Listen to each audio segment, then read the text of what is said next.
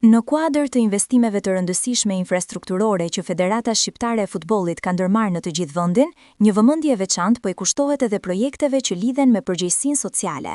Komiteti Ekzekutiv i FSHF-s ka miratuar ndërtimin e një mini fushë futbolli pranë Muzeut Martin Cani, projekt i cili ka nisur tashmë të realizohet. Ky investim mbart një domethënie të veçantë pasi lidhet me kujtimin e Martin Canit, i cili humbi jetën tragjikisht pranë shkollës Fanoli në nëntor të vitit 2024, ngjarje që preku mbar opinionin publik shqiptar. Përmes këtij projekti, FSHF sinon jo vetëm të ruaj kujtimin e Martin Canit, por edhe të promovoj vlerat e sportit, edukimit dhe solidaritetit si mjete të rëndësishme për ndërgjegjësimin e brezave të rinj. Në ambientet e Muzeut Martin Cani, në përurimin e nisjes së punimeve, ishin të pranishëm specialistja e departamentit të projekteve Pamela Ndocaj dhe prindrit e Martinit, Angel dhe Florina Cani.